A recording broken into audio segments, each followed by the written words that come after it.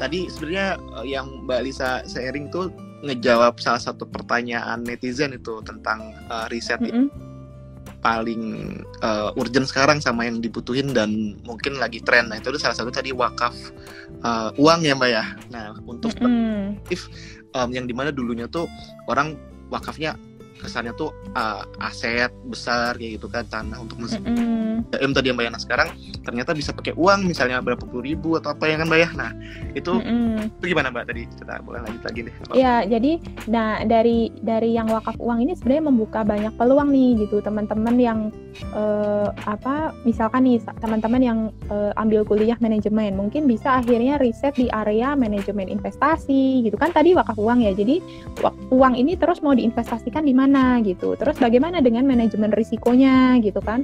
Terus mungkin teman-teman yang backgroundnya akuntansi bisa juga meneliti kan, sekarang baru udah ada tuh akuntansi wakaf 112 gitu ya, bagaimana implementasinya gitu. Bagaimana implementasi dari PSAK itu gitu ya.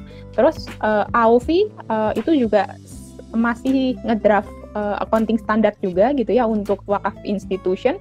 Itu mungkin bisa juga di-compare bagaimana PSAK kita dengan AOV gitu ya tentang wakaf gitu. Teman-teman yang lebih tertarik dengan governance-nya juga bisa meneliti tentang bagaimana sih tata kelola lembaga wakaf saat ya, karena wakaf ini kan ketika dia menerima uang nih Mas, kan sebenarnya dia trust based institution ya gitu. Jadi bagaimana kepercayaan orang ini senantiasa dijaga gitu kan. Jadi kan perlu juga lebih banyak penelitian bagaimana sih untuk menjaga trust dari masyarakat ini gitu. Teman-teman yang background-nya finance atau misalkan yang background-nya marketing bisa juga nih meneliti gimana sih cara kita biar bisa memobilisasi lebih banyak wakaf uang gitu. Jadi strategi marketing seperti apa nih, strategi fundraising-nya seperti apa yang cocok dengan si wakif biar semakin banyak orang yang berwakaf ya. Itu kan juga riset-riset itu diperlukan gitu ya. Terus juga bagaimana nih cara kita untuk memaintain atau menjamin lah aset wakaf. Karena gini, kalau aset wakaf ini bentuknya uang, kalau disimpan di bank itu kan sama LPS cuma dijamin 2 miliar ya gitu. Sedangkan kalau kita lihat ada yang ngitung misalkan potensi wakaf uang nih setahun bisa sampai 180 triliun. Nah, bagaimana terus mekanisme penjaminan aset wakaf dalam bentuk uang ini gitu kan? Bagaimana mekanisme penjaminannya? Bagaimana opsi-opsi investasi yang bisa dilakukan? Itu kalau saya melihatnya dari wakaf ini kita bisa masuk dan bisa dihubungkan ke banyak hal gitu. Termasuk misalkan yang salah satu sekarang dipromosikan kan tentang halal industri ya. Bagaimana kira-kira wakaf ini bisa masuk ke sektor untuk investasi di industri sektor halal kayak gitu. Itu juga bisa dikaitkan begitu. Ya, sekarang jadi kan halal industri, tourism. Betul. Terus juga ini juga isu-isu sosial kan kayak sekarang. Kayaknya Mbak sempat ini juga ya, sekarang salah satu tren tentang sukuk juga atau tentang infrastruktur kayak gitu. Misalnya pemerintah atau masyarakat mau bangun klinik atau rumah sakit atau apa, itu bisa, itu gimana? Mungkin bisa cerita nggak, ada linknya nggak? Bisa? Iya, jadi gini, salah satu yang jadi kan sekarang nih sama-sama pemerintah juga alhamdulillahnya sudah mulai put attention lah gitu, melihat bahwa memang wakaf nih punya potensi besar gitu. Akhirnya BWI meluncing ada satu instrumen namanya Keswakaf Link Sukuk gitu. Ini kerjasama antara BI, Kementerian Keuangan gitu ya, dan beberapa lembaga lain, pemerintah lain gitu ya, termasuk dengan para nazir private juga. Jadi wakaf uang yang terkumpul nih di private placement ditaruh di sukuk negara gitu. Nah, sama negara kan akhirnya ini jadi salah satu alternatif untuk pembiayaan ya gitu, untuk proyek-proyek negara gitu. Jadi memang akhirnya ini memang membuka banyak diskursus baru gitu. Maksudnya bisa juga relate ke sukuk gitu kan, ke pasar modal juga. Nah, sekarang yang lagi mulai di campaign juga adalah tentang wakaf saham gitu ya, bahwa misalkan Mas Lukman punya saham berapa puluh ribu lot gitu ya, berapa ribu lot gitu dari perusahaan A, itu boleh juga sahamnya itu diwakafkan gitu. Jadi nanti dividen yang didapat dari saham itu gak lagi diberikan ke Mas Lukman nih, sebagian yang diwakafkan itu akan digunakan untuk proyek-proyek negara gitu. Jadi memang akhirnya ini memang membuka banyak diskursus baru gitu. Maksudnya bisa juga relate ke sukuk gitu kan, ke pasar modal juga. Nah, sekarang yang lagi salurkan sama si Nazir, misalkan Mas Lukman ngasih ke si Nazir A gitu ya, nanti sama si Nazir A akan disalurkan ke penerima manfaatnya gitu. Mas Lukman mau memberikan atau mendedikasikan manfaatnya itu untuk siapa, apakah misalkan untuk orang miskin atau misalkan untuk beasiswa anak-anak yang putus sekolah kayak gitu kan. Jadi akhirnya memang banyak hal lain ketika misalkan manfaatnya ya, maksudnya banyak. Dan misalkan teman-teman yang backgroundnya ekonomi bisa juga nih bagaimana nih potensi wakaf untuk dari perspektif makro itu kan bisa juga diteliti gitu ya. Karena misalkan dulu nih kalau kita lihat di Ottoman, kalau kita baca di salah satu beberapa karyanya Prof. Murad gitu ya. Saya salah satu referensi utamanya memang Prof. Murad Sijaksa gitu ya. Beliau kan historical economist gitu. Jadi memang banyak kalau kita baca paper-paper beliau tuh kita tahu oh dulu tuh wakaf ternyata di masa Daulah Utsmani itu pernah loh memberikan memberikan fasilitas-fasilitas publik sehingga pemerintah nih nggak harus mengeluarkan uang untuk membangun fasilitas itu. Kan kita kalau di zaman hari ini kan pendidikan, kesehatan gitu kan di cover pemerintah gitu ya. Dulu tuh ternyata pernah loh ketika Daulah Utsmani di masa itu wakaf ini mengcover pembangunan infrastruktur publik gitu sehingga masyarakat nih benar-benar dapat manfaatnya gitu. Juga keterlibatannya masyarakat, jadi dari masyarakat untuk masyarakat ini memang benar-benar betul. Tanya wah semuanya kerjaan pemerintah, tapi ini sebenarnya kerjaan bersama masyarakat dengan jadi rasa kalau sekarang kayaknya mungkin saya ngeliat kayak bisa jadi ya otoritas atau pemerintah membangun sesuatu masyarakat nggak ngerasa memiliki gitu, wah betul apa gitu kan bahasanya, sorry ya bahasa iya gua doang atau pajak orang atau apa ini gua nggak tahu uangnya gimana. Jadi orang macam-macam, tapi kalau misalnya mereka kayak bahasanya tuh kayaknya ini lebih keren dari crowd donation ya Mbak ya. Jadi tapi ini crowd wakaf. Kita bahas patungan gitu. Nah, cuman tadi isu yang betul.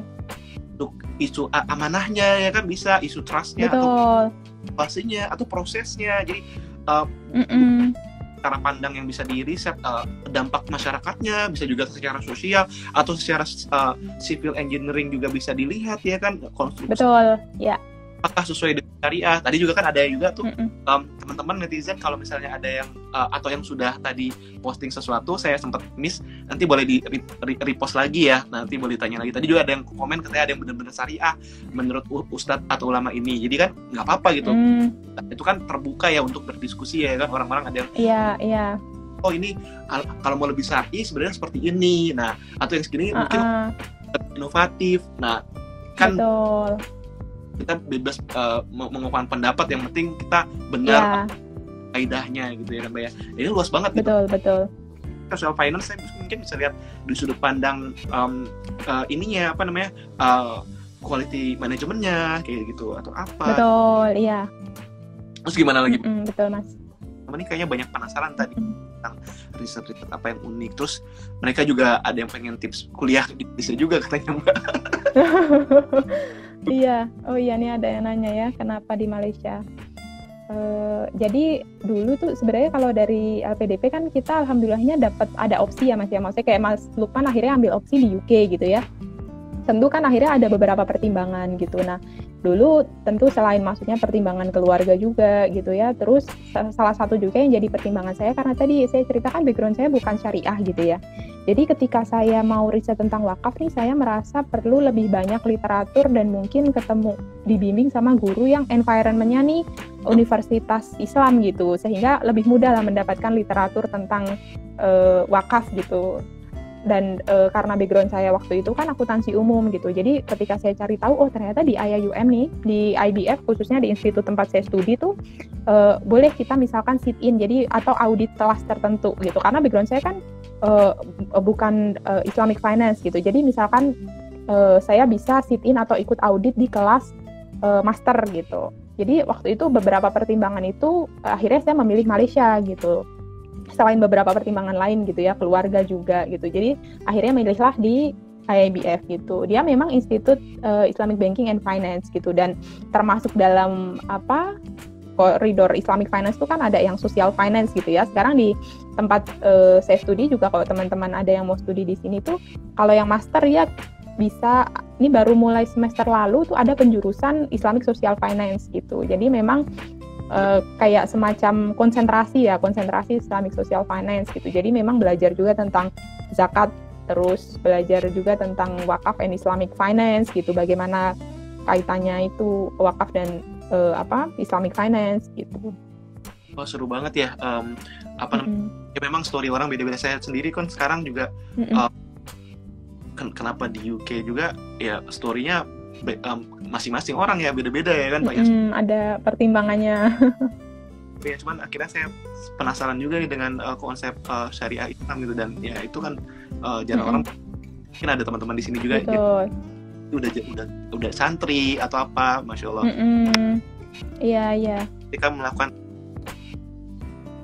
riset mengenai wakaf, nah Mbak Lisa punya cerita nggak nih kendalanya apa, challenge apa? Terus tadi juga ada yang nanya nih sebelum apakah wakaf harus bersifat abadi? Nah mungkin ini jawab dulu yang ini nih, wakaf apakah bersifat abadi? Oh iya. Juga temporer gitu. Mungkin ya, boleh.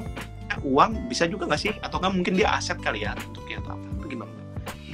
Memang boleh Mas. Jadi kalau kita mengacunya ke, kalau fikih tentu kalau fikih ini kan memang umum ya, maksudnya wajar ketika misalkan ada perbedaan gitu. Tapi kalau kita mengacunya ke hukum positif di Indonesia, Undang-Undang 41 itu dibilang bahwa memang wakaf di Indonesia nih bisa, wakaf nih orang bisa berwakaf selamanya atau berwakaf sementara, yang tadi dibilang temporer. Jadi misalkan kayak yang CWLS, Kes Wakaf Link Sukuk yang kemarin tempo hari lagi baru dijalankan gitu ya, itu kalau nggak salah 3 tahun atau kemarin setahun, maksudnya intinya ketika misalkan nih contoh saya berwakaf nih sementara 5 juta gitu ya, nanti setelah jatuh temponya misalkan 3 tahun, setelah 3 tahun saya dapat kembali uang 1 juta saya gitu. Jadi manfaat dari yang uang 1 juta, biasanya kalau kita investasi kan kita dapat bagi hasil dong, return gitu. Nah, return itu yang akhirnya dikelola oleh si nazir, disalurkan ke mauquf alaih gitu. Itu yang konsep wakaf sementara gitu. Jadi artinya aset wakaf yang kita berikan sementara nih kita ambil lagi gitu. Itu dimungkinkan dengan undang-undang kita saat ini gitu ya di Indonesia gitu. Jadi alhamdulillahnya kalau saya ngelihatnya regulasi di Indonesia nih hukum positifnya sudah cukup akomodatif gitu ya untuk memfasilitasi berbagai pandangan mazhab gitu kan. Misalkan di Maliki boleh enggak, di Hanafi boleh enggak, kayak gitu kan kadang ada perbedaan gitu. Cuman saya ngelihatnya regulasi di kita nih alhamdulillahnya sudah akomodatif gitu. Nah, terus tadi yang pertanyaan tentang tantangan, memang yang saya alamin ya gitu.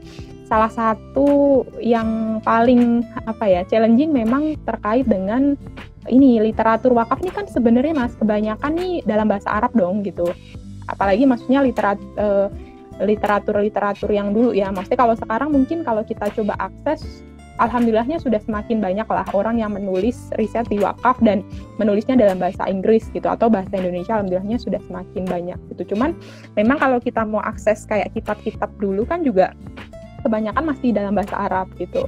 Jadi memang tantangan saya karena background saya bukan santri gitu ya. Jadi memang masalah bahasa gitu.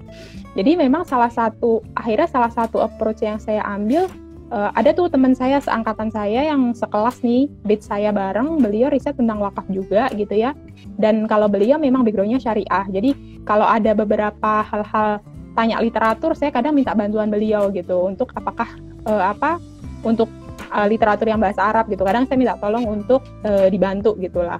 Atau hal lain yang saya lakukan, akhirnya saya cari beberapa buku yang udah ada terjemahannya. Ada buku salah satu Book of Wakaf ya, kitab Endowment Fund lah, udah diterjemahkan dalam bahasa Inggris gitu. Jadi alternatifnya buat teman-teman yang belum bisa bahasa Arab tuh jangan khawatir gitu. Maksudnya ketika kita ada kemauan sih pasti itu tantangan tersendiri ya gitu. Tapi ada cara lain gitu. Kayak misalkan beberapa, kalau saya akhirnya juga mencari ini dari sisi konsep wakafnya gitu ya.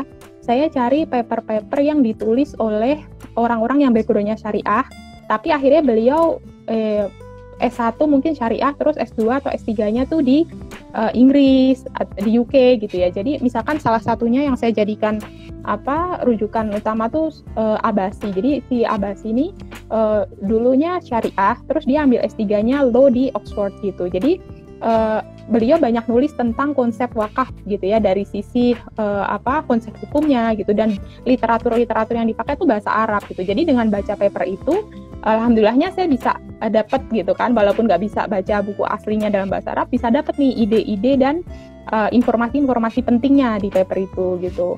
Ada juga beberapa, mungkin teman-teman bisa cari Muhammad Abdullah, itu juga background-nya syariah gitu. Dia banyak sekali nulis di jurnal Scopus gitu ya, tentang wakaf gitu. Dan dengan literatur bahasa Arab, dia menulis dalam bahasa Inggris yang baik gitu. Jadi akhirnya kita bisa akses juga tuh paper-paper dan bisa dapat informasinya lah gitu. Nah, paralel nih ya sambil belajar bahasa Arab memang gitu kan, itu jatuhannya hal yang mungkin missing ya gitu di masa lalu saya lah gitu. Jadi itu yang akhirnya membuat saya semakin semangat juga nih, bahwa oke, nanti setelah lulus emang ini salah satu prioritasnya belajar bahasa Arab gitu, biar bisa mengakses secara langsung gitu ya literatur wakaf gitu deh.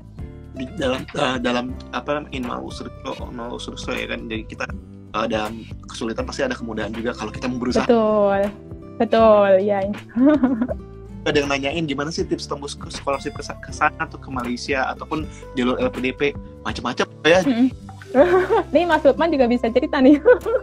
Ini kita berdoa terus ya bukan beda ya dengan namanya panjang angan-angan dengan ikhtiar ya, visi gitu. Kita tahu sih Mbak kan, angan-angan ya. Kalau angan-angan itu kita mimpi pengen ke Malaysia, tapi kitanya tidur aja yang kayak gitu. Membangun kreativitas, membangun ya manusia semuanya tempat salah ya, kita punya kekurangan, tapi menyempurnakan diri ya Mbak ya, terus-menerus gitu. Betul. Dan, kalau saya sih sedikit ya sebelum ke Mbak nih yang artisnya kalau saya sih kayak gitu.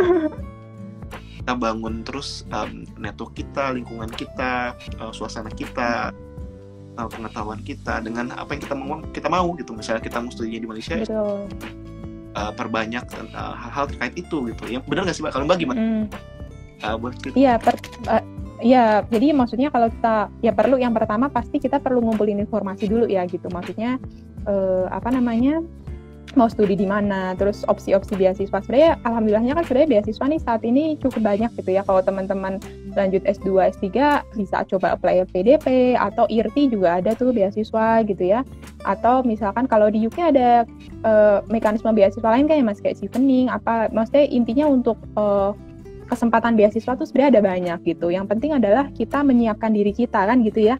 Menyiapkan diri kita, cari informasi kampusnya gitu. Apalagi Nah, kalau S3 nih, kalau pengalaman saya, mungkin ini juga perlu dipertimbangkan ketika teman-teman mau milih kampus, juga perlu cari kalau bisa dapat supervisor yang di area itu kan alhamdulillah banget gitu ya. Jadi benar-benar bisa mengarahkan gitu di area itu kalau bisa dapat expertise-nya di situ gitu. Cuman memang kalau saya juga ngelihatnya mungkin ini berlaku untuk teman-teman, untuk kita gitu ya. Nggak cuman yang mau studi S3 gitu, tapi yang mau studi lanjut nih, mungkin kita perlu refleksi juga gitu ke masing-masing kita, buat apa kita studi lanjut gitu. Jadi mungkin kita harus bisa jawab pertanyaan itu dulu gitu ya, sehingga kita bisa menjalankan itu. Karena kan kalau mungkin Mas Lukman sendiri juga menjalani studi lanjut khususnya S3 nih kan dinamikanya nih, apalagi yang sudah berkeluarga ya gitu, up and down sekali gitu ya. Maksudnya perjalanannya nih benar-benar sang endurance kita, maksudnya semangat dari kita diri pribadi ini sangat berpengaruh banget gitu. Kita mau lama atau mau sebentar gitu ya, mau S3 nih ada yang 3 tahun bisa juga, yang 7 tahun ada juga gitu. Jadi benar-benar semangat dari dalam diri nih harus komplit dulu nih, harus selesai dulu gitu. Maksudnya sebelum memutuskan untuk studi lanjut bisa refleksi gitu ya. Kenapa sih pengen studi gitu ya? Kalau saya sih di pengalaman saya ngelihatnya ini jadi salah satu emang ya Allah kasih kesempatan untuk bisa studi lanjut nih sebagai wasilah untuk untuk belajar. Sebenarnya kalau kita sebagai muslim kan memang belajar itu sepanjang hayat gitu ya, berkesempatan untuk studi lanjut, dan semoga ini bisa jadi jalan untuk kita memberikan manfaat lebih besar kan gitu ya. Jadi kalau semangatnya itu bukan hanya untuk nanti saya studi habis itu lulus mau buat kerja ngajar jadi dosen, itu mungkin nanti akan ada di satu masa bahwa terlalu capek gitu. Nah kalau kita emang niatnya insya Allah lillahi ta'ala gitu ya, insya Allah tuh walaupun ada mengalami banyak kesulitan tuh insya Allah bisa bangkit dan semangat lagi gitu untuk melanjutkan perjalanan studi lanjut itu gitu ya, khususnya yang nanti teman-teman mau lanjut S3 gitu. Karena saya ngerasain banget bahwa kayak waktu itu saya nunggu untuk ngumpulin data tuh hampir 1 tahun gitu, ketika akhirnya kayak ini apa sih, kayak lanjut enggak sih, datanya aja ngumpulinnya selama itu gitu. Jadi kadang ada masa-masa di mana akhirnya memang butuh refleksi gitu ya, bahwa kenapa sih kita harus lanjut gitu ya, kenapa dulu ngambil perjalanan ini, karena kan kita pengen menyelesaikan sesuatu yang kita sudah mulai kan gitu. Gitu deh Mas Lukman. Kita bangun persiapan, terus betul, cari informasi, terus kalau bisa kenalan juga sama yang lulus bisnis. Iya. Karena betul. Pemberi bisnis unik ya, dan paling penting lagi kita persiapin untuk prosesnya ke depan seperti apa ya, walaupun di depan kita nggak pernah tahu yang baik. Kayak saya di sampai di sini kita mikir COVID paling di China ya kan, ternyata sebulan saya nyampe sini 2020 bulan Februari awal Mbak, Januari terus cuma sebulan langsung lockdown, padahal baru ketemu supervisor sekarang. Oh gitu, ya Allah. Jadi selama ini banyak kan online dong? Ya nggak pernah kepikiran ya, cuma kita sampai semoga lancar ya. Jadi challenge-nya unik. Iya. Betul. Karena netizen pada ada yang mau studi lanjutan atau apa, mau S2 atau S3, Masya Allah, berdoa sama Allah. Nanti kalau Allah sayang sama kita dikasih jalan ya kan. Betul. Nih, bagaimana tanggapan Karissa terkait penelitian mengenai penerapan wakaf core prinsipal pada lembaga pengelola wakaf, yaitu WCP applicable untuk diterapkan pada lembaga pengelola wakaf. Nah, itu gimana tuh? WCP ini kayak wakaf core prinsipal yang disebutnya kayaknya. Itu gimana? Iya, jadi wakaf core prinsipal ini adalah satu dokumen yang diinisiasi oleh Bank Indonesia gitu ya, dan dikembangkan kerjasama dengan berbagai pihak termasuk BWI, terus dan beberapa perwakilan lembaga dari berbagai negara termasuk New Zealand, South Africa gitu. Nah, dokumen ini nih mengacunya ke Basel Core Principle. Jadi memang mengacunya ke Baselnya perbankan gitu. Memang karena justifikasinya adalah bahwa wakaf ini sebenarnya mirip kayak lembaga keuangan lah gitu loh. Akhirnya dibuatlah wakaf core principle ini yang waktu itu di launching di waktu IMF World Bank meeting lah di Bali gitu. Nah, waktu itu kebetulan risetnya memang kualitatif dan interview gitu ya, interview dan FGD. Jadi memang ketemu dengan para praktisi di dunia perwakafan di Indonesia gitu. Jadi ketika misalkan ditanya tentang WCP gitu, memang akhirnya dalam beberapa sesi juga, misalkan saya di dalam sesi seminar atau konferensi itu, memang akhirnya dari sisi praktisi melihatnya memang masih sangat jauh gitu ya. Artinya standar itu dibuat kan dengan kondisi ideal nih gitu. Ketika mengacu ke bank tuh dengan kondisi, kalau kita lihat environment di bank tuh sudah rapi begitu ya, kayak regulated gitu. Sedangkan kalau kita ngelihat di wakaf kan belum serapi itu gitu kan. Jadi memang akhirnya ketika kita ngelihat ke sesuatu berbenchmarknya lah, sesuatu yang ideal gitu, akhirnya beberapa orang lihatnya kan kejauhan gitu ya gitu. Cuman walaupun kita ke arah sana gitu. Nah, sebenarnya ini related juga nih Mas Lukman. Kenapa saya risetnya tentang tata kelola governance otoritas wakaf nih dari perspektif organizational legitimacy. Jadi sebenarnya salah satu yang saya lihat juga waktu itu gitu. Oke, ini kan sama-sama nih saya juga di yang saya lakukan governance gitu ya. Di satu sisi memang akhirnya kita akan mendekat ke WCP misalkan gitu, katakanlah kita nanti kan ini sekarang belum diwajibkan lah gitu, masih jadi rujukan, namanya standar kan masih jadi rujukan gitu ya, dilaksanakan boleh gitu, tapi belum di undang-undang kita kan belum gitu ya, karena dia baru diresmikannya kan 2 tahun ke belakang gitu, jadi belum diwajibkan secara resmi itu berdasarkan undang-undang gitu, tapi akhirnya kan kita butuh semacam jembatan ya untuk menuju ke sana gitu ya, menuju ke sana. Nah, makanya saya ngelihat yang riset saya lakukan itu terkait ini khususnya otoritas wakaf ya, karena skop saya adalah otoritas wakaf, itu saya ngelihatnya bagaimana apa yang harus dilakukan dulu nih gitu dari sisi governance sehingga bisa mendekat ke arah kondisi ideal gitu kan. Jadi kan kita harus mempersiapkan gitu. Nah, apa sih kira-kira yang dipersiapkan itu yang saya lakukan juga sebenarnya itu untuk mengcapture, karena gini sebenarnya kan kalau kita ngelihat di ekosistem wakaf nih ya Mas ya, otoritas itu kan ada untuk mensupport lembaga wakaf dan aktivitas perwakafan nih agar manfaatnya bisa lebih impactful gitu bagi masyarakat, kan sebenarnya intinya itu ya gitu. Nah, bagaimana apa sih sebenarnya tupoksi, bagaimana SOP, bagaimana strukturnya dia agar dia tuh bisa memfulfill lah expectation dari stakeholder di sektor perwakafan kan gitu. Jadi kalau saya sih ngelihatnya WCP ini memang akhirnya ya itu kesana lah arahnya gitu. Saya melihatnya juga otoritas wakaf arahnya melihatnya ke sana. Cuman memang kita akhirnya butuh semacam jembatan untuk pelan-pelan menuju ke sana, ke arah kondisi ideal itu gitu. Karena kalau teman-teman baca di WCP itu ada memang beberapa precondition gitu ya yang harus dicapai terlebih dahulu untuk bisa mengimplement secara efektif gitu. Jadi itu memang ya butuh resource juga gitu untuk mengimplementasikan. Ini risetnya bisa macam-macam ya Mbak ya, step apa ya kan, terus langkah-langkahnya juga seperti apa juga. Betul. Kita rekomendasi juga nanti hasilnya ya kan.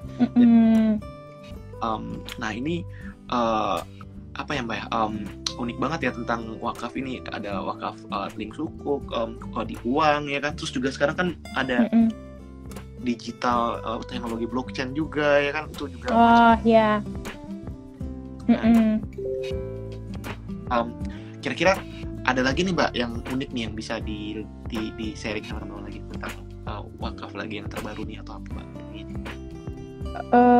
Mungkin untuk teman-teman yang misalkan background-nya IT yang tadi Mas Lukman kan bilang blockchain gitu kan. Jadi sebenarnya gini, wakaf ini kan dia trust based institution gitu ya. Jadi intinya adalah bagaimana nih intinya, karena gini Mas Lukman, kalau kita lihat environment atau maksudnya karakteristik dari orang Indonesia ini kan sebenarnya dermawan gitu ya. Waktu itu tahun 2018 bahkan pernah nomor 1 gitu kan katanya orang dermawan sedunia gitu. Jadi di satu sisi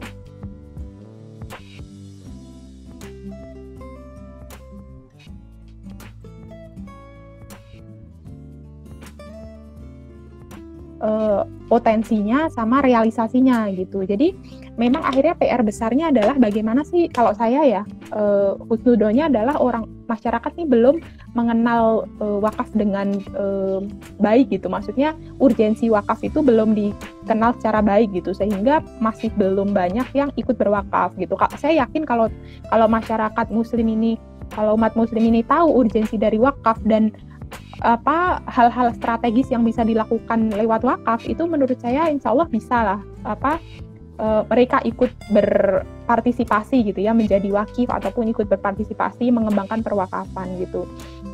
Nah, jadi memang salah satu PR utamanya nih bagaimana untuk meningkatkan trust dari lembaga wakaf, bagaimana meningkatkan kepercayaan publik nih terhadap lembaga wakaf gitu. Jadi memang tadi yang dibilang blockchain itu bisa jadi salah satu teknologi yang meningkatkan confidence dan juga kepercayaan masyarakat gitu untuk ke lembaga wakaf gitu. Jadi mungkin kalau teman-teman yang background-nya IT bisa juga tuh riset di situ gitu. Ini ada yang unik nih Mbak, Mas Ikram kayak dia nanya, beliau nanya dipromosiin nggak cuma sebagai lifetime investment. Nah ini mungkin apa bisa kita jawab atau butuh juga? Gimana Mas? Jadi beliau nanya nih, boleh nggak sih wakaf dipromosikan tidak cuma sebagai amal abadi, tapi juga sebagai lifetime investment, misalnya 80% umat, 20% untuk keluarga si wakif kayak gitu.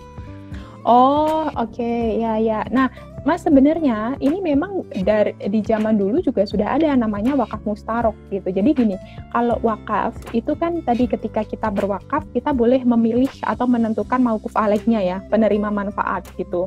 Nah, penerima manfaat nih kalau kita baca di literatur ada beberapa, ada yang namanya khairi. Khairi itu untuk publik lah gitu, wakaf.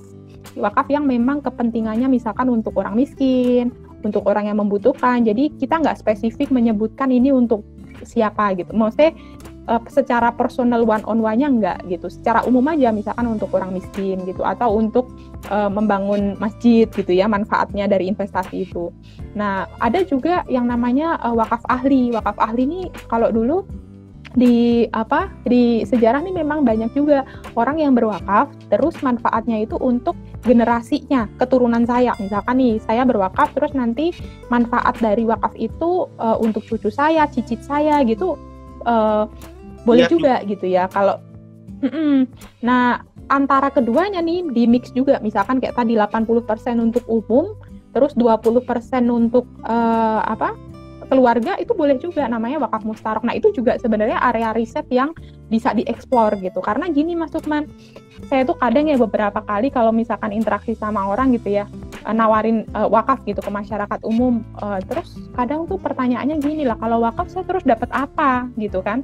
Kan kalau investasi kan dapat pahala gitu kan. Cuman kan kadang sebagian orang tidak, walaupun maksudnya kalau bagi kita muslim kita yakin tentang sesuatu yang bahwa pahala itu berharga sebagai investasi akhirat kita gitu kan. Tapi kan bagi sebagian orang tuh akhirnya melihat bahwa saya butuh sesuatu yang bisa dilihat nih sekarang di dunia ini gitu kan. Jadi saya ngelihatnya konsep wakaf mustarok itu memang lebih cocok gitu kali ya dengan kondisi umat hari ini yang akhirnya masih menanyakan saya dapat apa di dunia gitu. Dan sebenarnya pun itu memang boleh gitu kan, bahwa misalkan sebagian proporsinya itu untuk umum terus bagian untuk keluarga itu sebenarnya boleh gitu. Nah, cuman memang di kita kan belum banyak dilakukan. Nah, itu juga sebenarnya area riset lah gitu, area yang terbuka untuk dilakukan riset gitu. Bagaimana mungkin aplikasinya, regulatory framework-nya seperti apa ketika wakaf mustarok itu mau diimplementasikan di Indonesia begitu.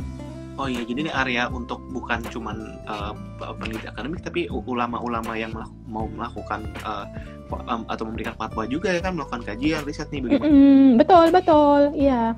Tadi seperti yang Mbak bilang kan, ada teman-teman kita yang studi dulunya di santri atau di pesantren atau di Universitas Islam, terus studi sampai di luar negeri di UK misalnya, tapi bisa melihat terus inovasi ini sebenarnya bisa syar'i nggak sih? Itu kan bisa dilakukan kajian ya, ini banyak. Betul, iya betul.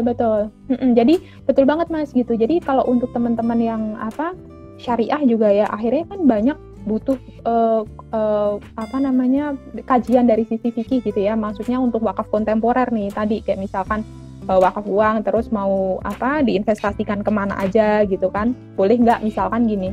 Dana non halalnya bank itu dijadikan wakaf, boleh nggak? Itu kan juga perlu ada kajian lagi gitu ya, maksudnya untuk wakaf kontemporer hari ini nih butuh juga bijaksana ya, maksudnya nggak melulu serta-merta wah ini halal atau ini haram, tapi bisa dilihat juga kondisinya, konteksnya membutuhkan nggak ya. Betul, dengan kondisi hari ini dan situasinya juga ya. Jadi luas sekali. Nah Mbak Lisa nih mungkin ada tips-tips buat teman-teman nih, tadi juga yang nanya untuk lulus di Malaysia Universitas salah satunya tuh tadi ada yang nanya lulus di Malaysia gimana. Terus ada juga nanya nih, itu dulu deh Mbak, nggak apa-apa. Terus iya sebenarnya kalau untuk di Malaysia beberapa kan, kalau yang teman-teman yang beberapa kadang suka nanya itu memang kalau dia habis lulus S1, S2 tuh biasa opsinya 2 Mas, mau di UK atau mau di Malaysia gitu ya, kalau mau belajar ekonomi Islam ya khususnya gitu. Jadi biasanya mereka tanya salah satu opsinya memang di IIUM gitu ya. Kalau di sini sebenarnya sih kalau dari pengalaman saya dan beberapa teman itu memang sebenarnya sekarang daftar kan mudah aja gitu ya, kita bisa submit via online gitu. Jadi yang penting adalah kita cari tahu informasi. Yang pertama, salah satu resource yang paling kita bisa akses kan website ya. Jadi kita buka websitenya terus cari tahu aja di situ gitu. Karena kayak misalkan contoh di institut tempat saya studi tuh dia provide juga silabusnya gitu. Jadi teman-teman yang masih bingung mau memilih kampus yang mana, bisa dilihat aja silabusnya dan mana jurusan yang lebih cocok gitu ya. Kalau mau memilih di Malaysia atau misalkan di UK kan bisa dilihat silabusnya dan bagaimana term and condition-nya. Kayak misalkan kalau di sini tuh dia kuliah kayak PhD-nya ya. Kalau saya tuh satu semester tuh full coursework gitu. Jadi kita belum mulai penelitian gitu. Jadi teman-teman yang mungkin PNS atau misalkan pekerja nih bisa dikondisikan. Biasanya beberapa teman saya yang ngajar dosen tuh akhirnya stay di sini cuma 1 semester awal. Ini sebelum COVID ya gitu. Jadi mereka tinggal di sini 1 semester awal. Setelah itu karena penelitiannya di Indonesia, mereka pulang di Indonesia gitu. Jadi datang ke sini sesekali aja ketika ketemu supervisor gitu. Nah, kalau teman-teman, kalau saya kan karena kita di PDP kan requirement untuk tinggal di lokasi studi ya Mas ya. Jadi akhirnya ya saya dan sekeluarga nih kita pindah ke sini di Malaysia ini gitu, tinggal di Malaysia begitu. Cuman memang yang paling utama sih itu teman-teman bisa cek lah di website untuk memilih kampus mana dan jurusan apa gitu yang lebih cocok. Iya, kelebihannya memang tapi ada tunjangan keluarga ya tahun kedua untuk PhD. Ya, betul. Kalau saya dulu alhamdulillahnya masih dapat dari tahun pertama Mas. Saya kan kontrak lama nih. Ini ada yang nanya terakhir nih Mbak, kita kan ya mungkin kita bikin sharing session selanjutnya ya. Ini seru sekali nih. Saya juga banyak belum gali. Pengen ada pertanyaan lagi yang lebih seru lagi. Cuman ini boleh nggak mohon info literatur rujukan untuk aspek hukum dan governance-nya wakaf. Nah itu ke riset nih. Belum. Mbak, aspek hukum dan governance. Oke, jadi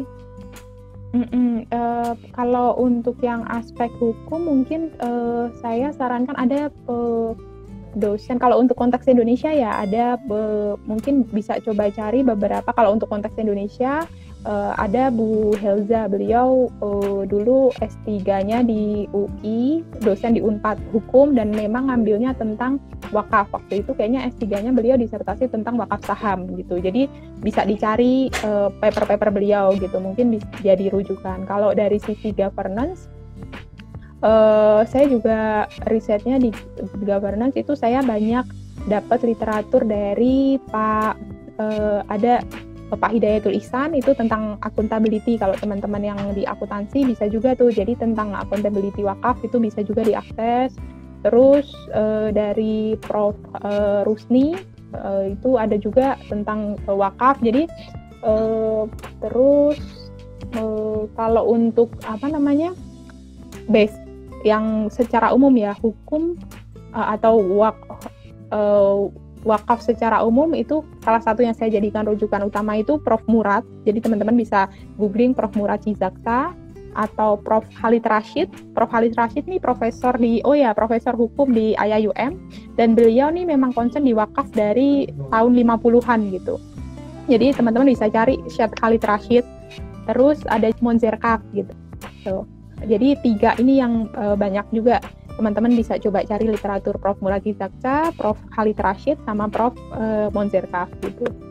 Bisa coba googling gitu. Nanti teman-teman akan banyak. Jadi biasanya gini, kalau saya biasanya cari satu paper, terus dari paper itu kan kayak snowballing ya. Jadi kita bisa baca di daftar pustakanya, kita tahu juga, oh ya kita bisa ngacu ke si A, si B, si C gitu. Mbak, ini karena kayaknya kita kasih kesempatan teman-teman MUAS ya. Lagi ya boleh ya Mbak ya? Banyak sekali. Iya, monggo.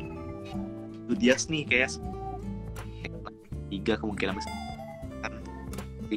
Apa pro dan kontranya S3 untuk bakal? Nah, itu. Pro dan kontra. Oh, ini. Jadi ini kalau waktu itu mulai kuliah ya gitu, memang akhirnya datanya nih masih sangat terbatas gitu ya. Jadi memang akhirnya saya juga akhirnya ngambil opsi penelitiannya nih memang full kualitatif gitu. Nah, ya tapi alhamdulillah kalau saya sih ngelihatnya sekarang sudah mulai bisa ya, maksudnya teman-teman bisa juga ambil approach kuantitatif gitu ya untuk data wakaf, misalkan pakai survei, atau kalau teman-teman yang bisa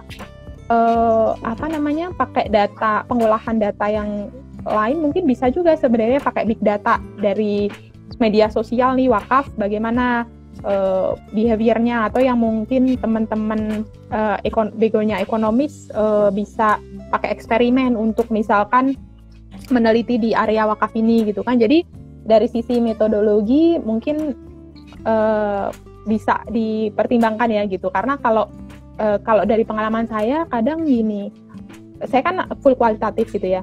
Ketika saya ketemu sama beberapa, waktu itu kan saya wawancara gitu. Ketika saya ketemu dengan beberapa narasumber yang background beliau adalah kuantitatif gitu ya, kadang merasa bahwa ketika diwawancara nih masih terlalu umum gitu pertanyaan-pertanyaannya gitu. Sedangkan mungkin kalau teman-teman yang di area kualitatif mungkin tahu bahwa kita memang berusaha untuk tidak mengarahkan wawancara itu ke teori kita, nggak langsung direct menghubungkan gitu ya. Itu kan bedanya. Kalau kuanti kan memang akhirnya kuesionernya pun lebih direct gitu ya pertanyaannya ataupun cara bertanyanya gitu. Nah, akhirnya ketika kita ketemu dengan orang yang background-nya beda approach gitu ya dengan penelitian yang kita lakukan gitu, mungkin kita akan di-challenge juga gitu. Jadi ketika pengalaman saya waktu itu ketika saya mewawancarai orang juga, saya jadi ikutan kayak dites juga nih gitu. Jadi ya mungkin tantangannya dan pengalamannya di situ gitu. Betul juga ya.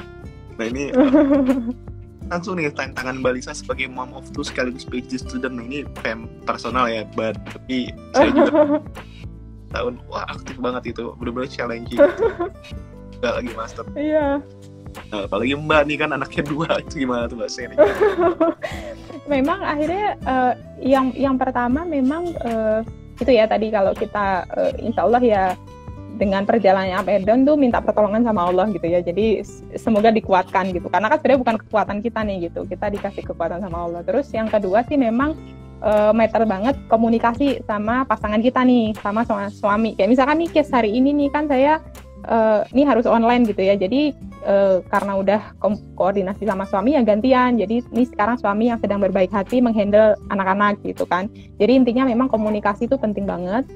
Terus yang ketiga masalah time management memang gitu. Jadi dan manajemen waktu ini kan memang perlu pembiasaan ya gitu dan butuh dilatih gitu. Jadi memang mungkin 3 itu gitu ya, minta pertolongan selalu sama Allah, komunikasi selalu dengan suami dan selalu perbaiki time management kita dan prioritas manajemen prioritas kita lah gitu.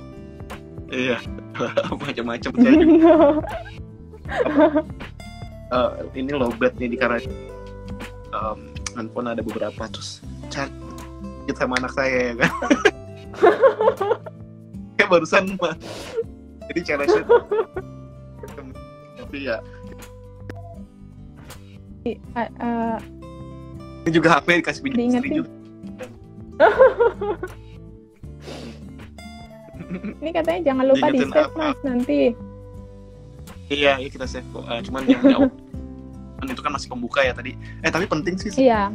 Ya tentang ini ya Mbak ya wakaf ini yang dulunya itu spiritnya itu from the bottom ya kan, decentralized dari individual untuk community ya kan, dan teman-teman yang mungkin yang awal-awal tadi historinya lebih ke situ ya Mbak, bahwa spiritnya itu bottom para sahabat Rasulullah dan juga para nabi-nabi sebelumnya sudah memberikan contoh ya kan, tapi disempurnakan dalam Islam oleh Allah Subhanahu wa taala melalui Rasulullah dan melalui para sahabat dan salafus salih ya kan. Cuman ada tren di masa-masa imperialisme terakhir ketika setelah pasca ke kelemahan dan keruntuhannya Turki Utsmani itu badan wakaf itu menjadi tercentralized di pemerintah saja ya. Nah tapi kita masih memberikan kesempatan kelonggaran untuk wakaf secara dan itu menjadi peluang untuk wakaf ini masih maju gitu dan besar lagi. Nah kalau misalnya masyarakat kembali menggali apa yang terjadi dahulu, namanya riset kan, kita menggali ya Mbak ya, betul itu apa yang syar'i seperti apa, dan bisa kemudian pengembangan yang dilakukan para khalifah, ulama ataupun para nazir ataupun di wakaf. Nah itu menarik sekali kan, juga mungkin studi historical untuk present juga kan, untuk sekarang kan itu pentingnya juga ya Mbak ya. Betul, iya. Isunya yang dulu kita bisa jadi solusi untuk sekarang. Lesson learn lah ya. Link itu kan ternyata wakaf, link sukuk, sekarang UNDP juga banyak mempublish tentang Islamic finance gitu kan, dan Islamic sama social finance. Jadi trennya itu sangat tingkat gitu dan itu menjadikan beribadah sekaligus ahli ya Mbak ya kan, kayak Mbak misalnya, oh ya Mbak kalau masalah bangun profesi sebagai profesional ya, apa itu mungkin ke depan Mbak mau jadi akademik atau konsultan atau jadi rezeki juga ya Mbak ya, itu gimana dikit boleh saya ini. Iya, karena kan sebenarnya memang salah satu cara belajar terbaik itu dengan mengajar gitu ya. Jadi memang pengen nanti insya Allah sambil mengajar juga, dan memang ingin fokus di Wakaf Center nih, jadi Wakaf Center for Indonesian Development ini lembaga think tank yang waktu itu saya inisiasi gitu ya untuk ya sebenarnya untuk mengeksplor lah tentang wakaf ini, dan semoga bisa jadi lembaga strategis untuk bisa turut mempromosikan kebaikan wakaf lah, merealisasikan kebaikan wakaf. Jadi mungkin ke depan saya akan fokusnya di situ gitu sebagai researcher, dan juga mungkin semoga bisa ngajar juga gitu. Nah ini rencananya visi amal jariahnya Mbak di situ ya kan ya. Insya Allah gitu. Dan sebelum yang dimana kebaikan mengalir ya kan, insya Allah ya kan. Betul ya, karena kan ada banyak cara ya Mas, maksudnya untuk berkontribusi gitu. Kalau misalkan intinya kayak tadi Mas Lukman bilang, wakaf ini kan salah satu dari 3 amalan yang nggak terputus bahkan setelah kita meninggal gitu ya. Sedekah jariah itu kan untuk kebanyakan ulama memang dimaksudkan si wakaf ini gitu. Jadi ada banyak cara kita untuk berperan aktif gitu. Kita bisa misalkan jadi wakif juga, atau bisa juga memilih untuk mengelola aset wakaf, jadi nazir, gabung di lembaga wakaf gitu ya, atau bisa juga riset di wakaf gitu. Itu kan juga bagian dari kita mengambil peran untuk mempromosikan wakaf gitu ya, yang semoga ketika ada orang dan inovasi yang inovasi yang dari riset yang kita lakukan itu semoga juga dapat amal jariahnya kan, insya Allah gitu ya. Jadi orientasinya nih di wakaf ini semoga ya bisa dapat dunia akhirat gitu. Juga tadi yang Mas Ikram sampaikan kan, investasi wakaf misalnya dalam bentuk investasi yang juga profitable tuh boleh nggak atau gimana gitu, ataupun bukan boleh nggak kan, pernah terjadi nggak atau bisa nggak sih, kalaupun bisa macam-macam ya Mbak ya. Masya Allah, jadi banyak yang doakan semoga teman-teman juga bisa lancar ya ke depannya. Amin. Menggali tentang waktu. Oke Mbak Lisa, doa atau tips buat teman-teman, mungkin kita sudah ya bentar lagi ya, 5 menit lagi ya. Baik, ya. Kira-kira ada tips terakhir buat teman-teman atau apa? Teman-teman kayaknya pertanyaannya sudah cukup. Oh, oke. Iya, jadi ya itu tadi ya. Jadi kalau kata Imam Syafi'i itu kan ilmu itu bukan yang dihafal, tapi yang bisa memberi manfaat gitu ya. Jadi ini juga sebenarnya pengingat saya juga gitu ya. Jadi buat teman-teman yang khususnya mau studi lanjut gitu ya, atau yang berkesempatan, kita yang dikasih kesempatan untuk studi lanjut nih, semoga bisa menjadikan itu sebagai kendaraan kita gitu ya, untuk bisa menjadi yang bermanfaat gitu ya Mas Lukman. Karena kan yang bagi kita muslim nih, sebaik-baik orang nih yang paling bermanfaat buat orang lain gitu. Jadi semoga dengan kesempatan kita untuk bisa studi lanjut gitu ya, bisa riset di area wakaf, atau bisa ikut mempromosikan ekonomi syariah gitu ya, semoga ilmu yang kita dapat ini nantinya bisa bermanfaat gitu ya, nggak cuma untuk kita di dunia gitu ya, tapi bisa bermanfaat dunia akhirat gitu. Jadi itu pengingat buat saya pribadi juga gitu ya. Jadi semoga dengan semangat untuk terus belajar juga gitu ya, dan semangat untuk senantiasa memperbaiki niat gitu ya, mencari ilmu juga lillahi ta'ala gitu. Semoga di aktivitas apapun gitu ya, karena suka aja juga yang nanya, nanti kalau saya lanjut studi kan karena mau ngajar gitu ya, nanti harus linear apa enggak gitu kan. Kalau saya sih biasanya akhirnya jawabnya masalah rezeki itu kan udah diatur ya gitu, insya Allah udah jamin rezeki kita gitu. Jadi tugas kita adalah kita ikhtiar gitu, melakukan yang terbaik gitu ya, dari kesempatan yang kita punya kita memberikan effort terbaik lah. Kalau kita dapat kesempatan beasiswa ya belajar dengan sebaik mungkin gitu kan. Kalau kita dapat kesempatan untuk studi lanjut ya belajar sebaik mungkin gitu, sehingga nanti dimanapun kita berada nih kita bisa memberikan manfaat terbaik gitu. Ya, kalau gitu mungkin.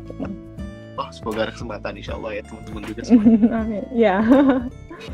Ada kesempatan atau mungkin berpikir wah saya mungkin gak ada kesempatan atau apa, banyak jalan ya menuju sukses ya Mbak ya. Iya betul.